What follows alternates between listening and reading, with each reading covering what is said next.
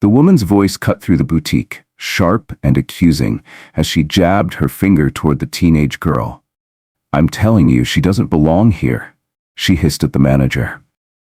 The other shoppers froze, their eyes darting between the woman and the girl. Nobody knew what to say or do. But the girl didn't flinch. She stood firm, her gaze locked on the woman who had humiliated her in front of everyone. Little did that woman know, the truth she was about to learn would shatter her smug arrogance in an instant. Isabel Carter, a confident 16-year-old with a passion for fashion and a strong sense of self-worth, had no idea what awaited her that afternoon. She had entered the boutique with the simple goal of finding a dress for a special event, completely unaware of the storm that was brewing around her. Her father, Marcus Carter, was a highly respected businessman who had built a name for himself by establishing a chain of luxury stores across the city of Silverport. Known for his generosity and vision, Marcus was admired by many. However, today he was out of town for work, leaving Isabel to enjoy what she thought would be a quiet and independent shopping experience. It was Isabel's first time stepping into La Vie Elegante, the boutique her father often spoke of with pride. For Isabel, it was a milestone, a chance to browse and shop on her own, without her dad's presence. She had always admired the polished racks of designer clothing and the luxurious ambiance of the shop. Today, she was finally experiencing it herself. As Isabel browsed the rows of stunning outfits, she felt a rush of excitement and pride. The upcoming charity gala her father was hosting was important, and she wanted to look her absolute best. She spotted a breathtaking dress, perfect for the event. Picking it up, Isabel ran her fingers over its intricate beading and lace, already imagining herself wearing it. Unfortunately, it wasn't her size. With a slight sigh, she placed it back on the rack and moved on to continue exploring. But while Isabel admired the boutique's offerings, someone else wasn't admiring her presence at all. That someone was Mrs. Vivian Harper, a regular customer at La Vie Elegante and a woman who carried herself with an unmistakable air of superiority. When Vivian noticed Isabel, her expression immediately soured. To Vivian, Isabel didn't belong in a boutique like this, and she was determined to make that very clear. Vivian's disdain didn't stop at silent judgment. Instead, she began to follow Isabel around the boutique, her sharp eyes watching her every move like a hawk. When Isabel stepped into a fitting room with a dress she had picked out, Vivian muttered loud enough for others nearby to hear, "I bet she's not even here to buy anything." Oblivious to the growing hostility, Isabel continued to enjoy her shopping trip, unaware that Vivian had already decided she was an unwelcome guest. In Vivian's mind, Isabel was nothing more than an intruder, someone who didn't deserve to be in the same space as her. And Vivian wasn't about to let it go. What would you do if someone judged you just for existing in a space where you had every right to be? As Isabel moved to another rack, she found another dress that caught her attention. A sleek, elegant piece that seemed perfect for the gala. She smiled as she held it up and made her way to the fitting rooms once more.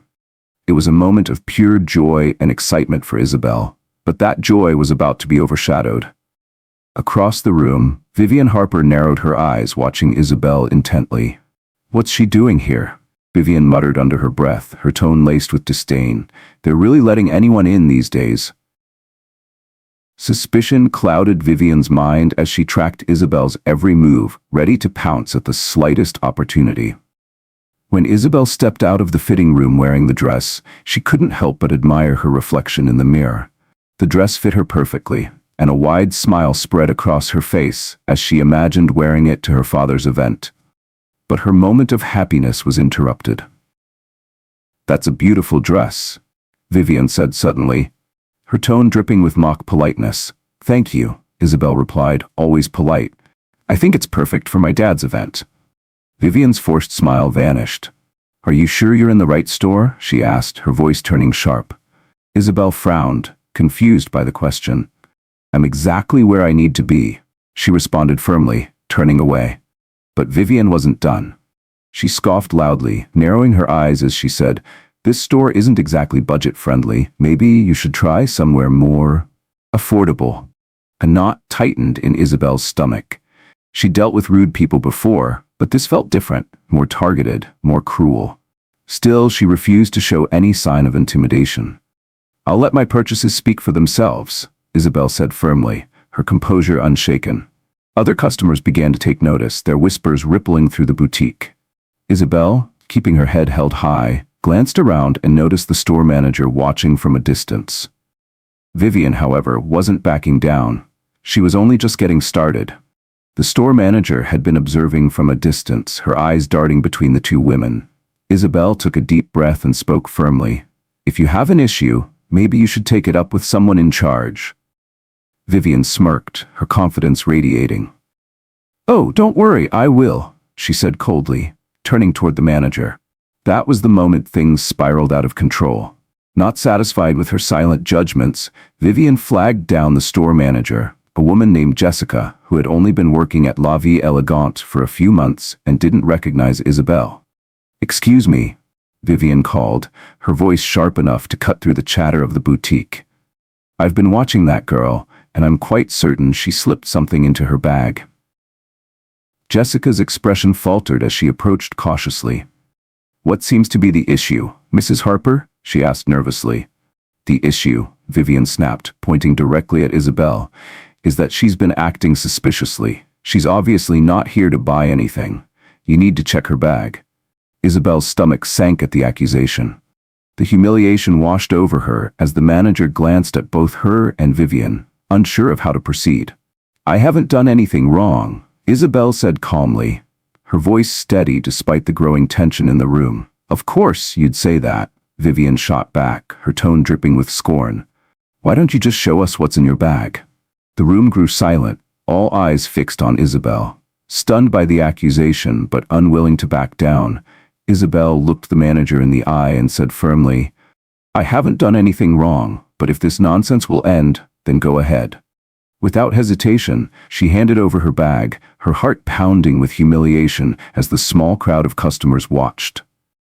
Jessica, clearly uncomfortable, opened the bag and carefully inspected its contents. After a moment, Jessica looked up and shook her head. "There's nothing here," she said softly, her tone apologetic. But Vivian wasn't ready to give up.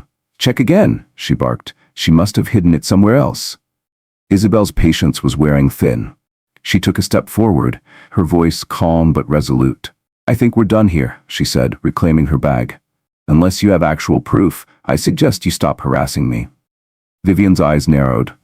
"If you have nothing to hide," she said, raising her voice so everyone could hear, "then why are you being so defensive?"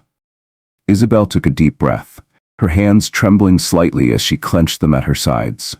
"Defensive?" she repeated, her voice unwavering. "You accused me of stealing without a shred of evidence. That's not defensiveness. That's self-respect." Jessica, desperate to de-escalate the situation, said, "Perhaps we should all take a step back and calm down." But Vivian wasn't backing down. She pointed a finger at Isabel and declared, "Girls like her don't belong in stores like this. They come in, make a scene, and leave with things that don't belong to them." Isabel's jaw tightened as Vivian's words hit her like a slap.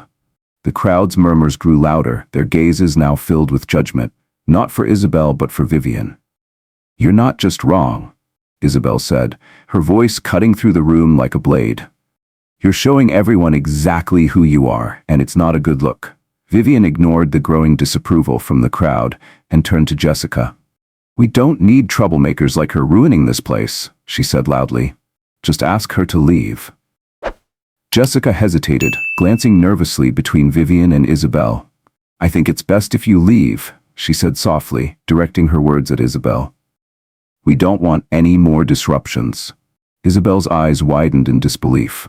"You're asking me to leave?" she said slowly, her voice thick with emotion. "Even though I've done nothing wrong?" Vivian folded her arms smugly. "Exactly," she said. "You're just proving my point." Isabel turned to Vivian, her gaze unwavering. "You're only doing this because of the color of my skin," she said firmly, her voice steady but filled with emotion. "You should be ashamed of yourself."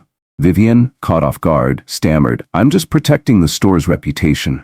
But it was too late. The damage had been done. The customers began whispering, their disapproving gazes now fixed on Vivian. Refusing to be intimidated, Isabel calmly pulled out her phone.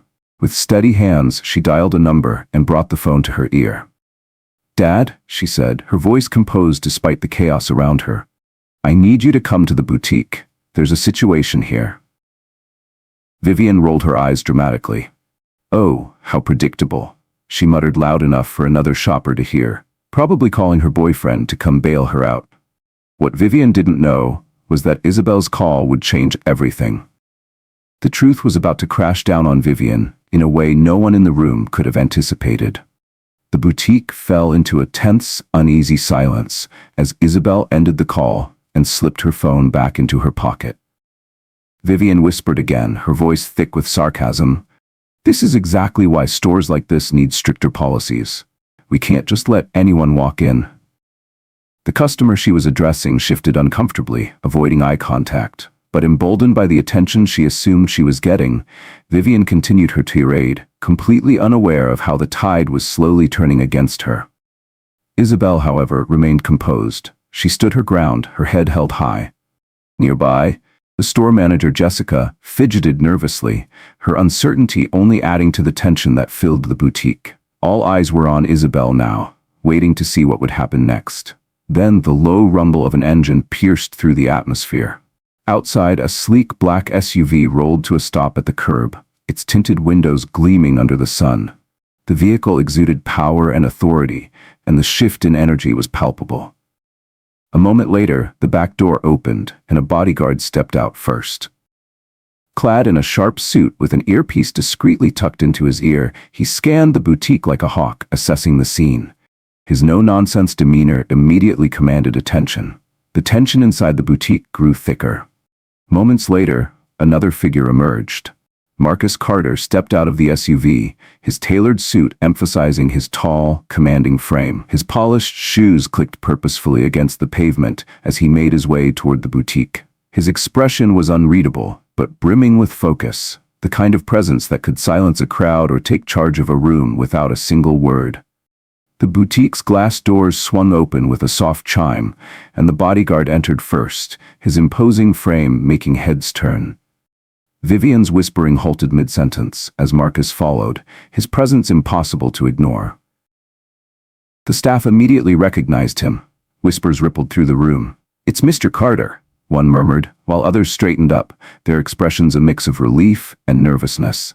Jessica, visibly flustered, hurried over. "Mr. Carter," she said, her voice trembling slightly. "We weren't expecting you today." Vivian, her confidence momentarily shaken, watched the scene unfold in confusion. Then, as realization dawned, her expression twisted with annoyance. "Oh, another parent is here. That's better," she muttered under her breath, assuming Marcus was just another concerned father who would support her position. But before Vivian could say anything further, Marcus strode past the manager and headed straight for Isabel. He didn't need to raise his voice. His calm confidence filled the room with an almost tangible authority. His sharp gaze scanned the boutique, taking in the crowd of customers, the flustered manager, and finally his daughter, who stood tall at the center of it all. He paused for a moment, surveying the scene with a calm but serious expression, before stepping forward with measured, purposeful strides. "What's going on here?" Marcus asked, his voice steady yet laced with an unmistakable authority. Vivian's expression faltered for a brief moment, but she quickly recovered, mistaking his calm demeanor for potential support. Stepping forward with a forced smile, she said, "Oh, good. I'm glad someone is here to deal with this mess. That girl," she gestured dramatically toward Isabel, "has been causing trouble. I caught her acting suspiciously. She even tried to steal something." Marcus's expression didn't change as he turned toward Jessica, raising a single eyebrow. "Is this true?" he asked, his tone calm yet firm. Jessica hesitated, clearly uncomfortable. "Well," she began, her voice shaky, "Mrs. Harper did raise some concerns. But we checked Isabel's bag, and there was nothing in it." "Exactly," Vivian interrupted, cutting Jessica off. "But that doesn't mean she wasn't planning to take something. People like her are good at hiding things."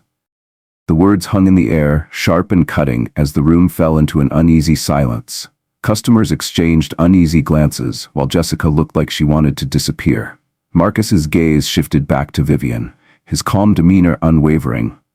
"People like her?" he repeated, his tone neutral but pointed. Vivian faltered slightly, realizing she might have gone too far. "You know what I mean," she stammered. "This store is for respectable clients, and she clearly doesn't fit the profile."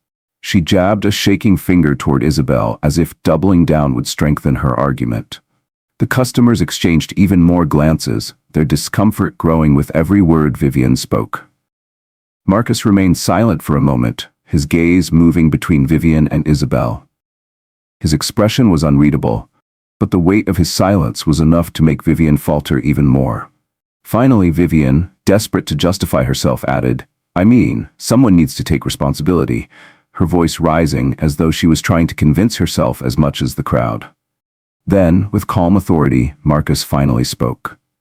"The girl you're accusing," he said, his voice measured but cutting, "is my daughter." The room froze. Time seemed to stand still as Marcus's words echoed through the boutique. Gasps rippled through the crowd. Whispers broke out among the customers, spreading like wildfire. Vivian's confident facade shattered in an instant. Her face turned pale, her mouth opening and closing as she tried to form words, but nothing came out. The realization hit her like a ton of bricks.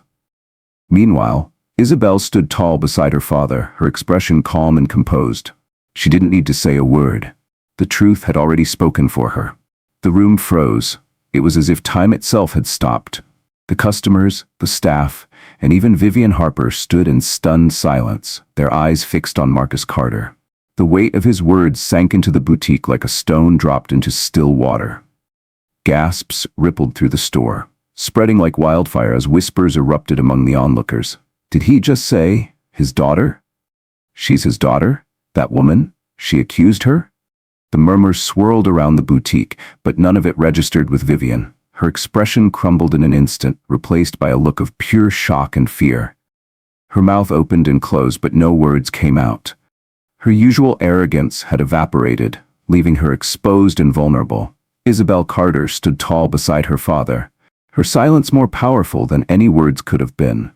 She didn't need to speak. The truth had already been laid bare for all to see. The power dynamics in the room had shifted entirely. Marcus took a step closer to Vivian, his imposing presence towering over her. His expression remained calm, but his voice carried the weight of every unspoken accusation. "You judged her without cause," he began, his tone deliberate and cutting. "You harassed her, made false accusations, and humiliated her in front of everyone here, all because of your own prejudice." Vivian's confidence wavered further. She stammered, I didn't mean." "Don't," Marcus interrupted, his gaze like a steel blade. "Don't excuse your behavior. Don't try to justify it. You judged her not for her actions, but for who you thought she was. And in doing so, you've shown everyone exactly who you are." The room was so silent you could hear a pin drop. Every pair of eyes was locked on the scene unfolding before them. Vivian blinked, visibly taken aback. "Excuse me?" she managed to say, her voice rising, though it now lacked its earlier authority. Marcus turned slightly, gesturing toward Isabel. "This young woman," he said, his voice echoing like a thunderclap, "is my daughter." Gasps filled the boutique again, and the whispers grew louder. Vivian's face turned pale as the truth struck her like a freight train. Her mouth moved soundlessly for a moment before she managed to choke out, "Your daughter?" Marcus nodded, his piercing gaze never leaving hers. "That's right. And not only is she my daughter, but she has every right to be here. More than you, in fact." Vivian's face flushed a deep, burning red. She stammered, I didn't know. She didn't say who she was." "She shouldn't have to," Marcus snapped, his tone sharper now. "Everyone who walks into this store deserves respect, whether they're my daughter or not." Turning his attention to Jessica, the manager, Marcus's expression hardened. "And you," he said, his voice cutting like ice. "You stood by and let this happen. Why didn't you question these baseless accusations? Why didn't you stand up for her when she needed you?" Jessica hung her head, her face flushed with shame. "I didn't know," she murmured, her voice barely audible. Marcus's tone didn't soften. "Not knowing is no excuse," he said firmly. "It's your responsibility to treat every customer with fairness and dignity. What happened here today is unacceptable, and it reflects poorly on this establishment." Vivian, desperate to regain control of the situation, tried to defend herself. I was just trying to protect the store's reputation, she stammered. I didn't mean any harm. Marcus turned back to her, his expression cold. Protect the store's reputation? He repeated, his voice dripping with disbelief. By targeting an innocent young woman? By making baseless accusations and embarrassing yourself in the process? Vivian's eyes darted around the room, searching for support, but she found none. The other customers avoided her gaze, their expressions filled with disapproval. Even the store staff seemed unwilling to come to her defense. I thought, Vivian began, but her voice trailed off as Marcus took another step forward, his tone growing sharper. You thought wrong, he said, and now you're going to face the consequences of your actions. The boutique erupted into murmurs as customers whispered among themselves. Some nodded in agreement with Marcus's words, while others simply watched in stunned silence. Jessica looked visibly shaken, fumbling nervously with a clipboard as her hands trembled. Vivian, meanwhile, seemed frozen in place. Her usual arrogance had been replaced with a mix of humiliation and fear. She opened her mouth to speak, but Marcus raised a hand, silencing her. I think we've heard enough from you, he said firmly. It's time for you to leave. The room watched as Marcus turned to his bodyguard, who was standing near the entrance. Make sure she leaves, he instructed, his voice calm but final. The bodyguard nodded and stepped forward, his stern expression leaving no room for argument. Vivian, realizing there was no salvaging the situation, took a step back. I didn't mean any harm, she said weakly, her voice barely above a whisper. Marcus's gaze didn't waver. You're banned from this store, he said coldly, and every other boutique I own. You're no longer welcome here. Vivian's face turned an even deeper shade of red as the full weight of his words sank in. She glanced around the room one last time, hoping for sympathy, but found none. With a defeated huff, she turned and marched toward the door, her heels clicking loudly against the marble floor. The sound echoed through the silent boutique as she pushed the door open and disappeared onto the street. There was no way out for Vivian Harper. Her shoulders slumped as she muttered something incoherent under her breath.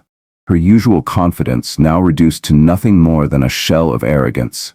She turned toward the door, her heels clicking loudly against the marble floor, the sound echoing in the now silent boutique.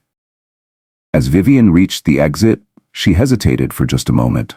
Glancing back one last time, she saw Marcus Carter standing tall beside Isabel, his protective presence unshakable and commanding. His composed yet resolute demeanor was a stark contrast to Vivian's humiliation. With a huff, Vivian pushed the door open and disappeared onto the bustling street outside, her once dominant presence now reduced to a cautionary tale. Inside the boutique, the customers remained silent for a moment longer, processing what had just unfolded. Some nodded in quiet agreement with Marcus's words, their expressions reflective, while others exchanged glances, clearly moved by the lesson they had just witnessed. Jessica, the manager, slowly stepped forward, her face still flushed with embarrassment. Mr. Carter, she began, her voice trembling with regret. I had no idea she was your daughter. If I had known. Marcus raised a hand, silencing her mid-sentence. It's not about who she is, he said, his voice firm yet steady. It's about how you handled the situation. You listened to accusations without a shred of evidence, and worse, you didn't stand up for her when she needed you.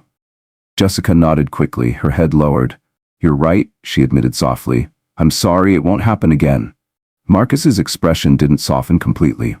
It better not, he said, his tone carrying the full weight of his expectations. This store represents my name, my values. What happened here today is unacceptable, and I won't tolerate this kind of behavior again. Jessica nodded again, this time more resolutely. Understood, she said, her voice firmer. The quiet murmur of customers began to fill the room again, the tension slowly dissipating as Marcus turned his attention to Isabel. His face, previously stern, softened as he looked at her. Are you okay?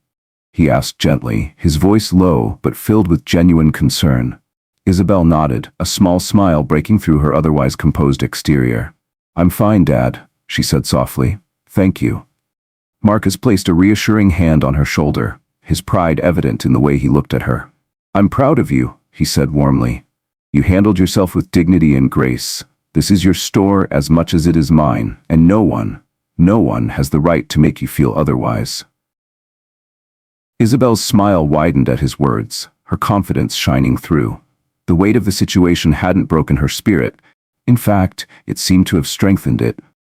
Together they turned and walked toward the boutique's back office, leaving behind a room filled with stunned onlookers. The whispers of the customers gradually shifted, many remarking on Isabel's composure and Marcus's unwavering defense of her. But as they walked away, Isabel couldn't help but reflect on everything that had just happened. For every Vivian Harper out there, how many others harbored similar biases? How many others were ready to judge someone they didn't know simply because of their assumptions? She made a silent promise to herself as she walked beside her father. This wouldn't be the last time she stood up for what was right. She wouldn't let prejudice win, no matter how deeply it was ingrained in society. Isabel's strength, coupled with Marcus's decisive actions, left behind a powerful message, a message that everyone in the boutique would carry with them. This wasn't just a tale of confrontation. It was a story of triumph. A story that reminded everyone of the importance of empathy, fairness, and standing up for what is right, even when it's uncomfortable. Vivian Harper's actions, born of her own ignorance and biases, served as a harsh cautionary tale. Prejudice doesn't just harm those it targets, it erodes the very fabric of a community, fostering division and distrust. But despite the harm she caused, Isabel's grace under pressure and Marcus's unwavering support proved that even in the darkest of moments, there's room for change and redemption.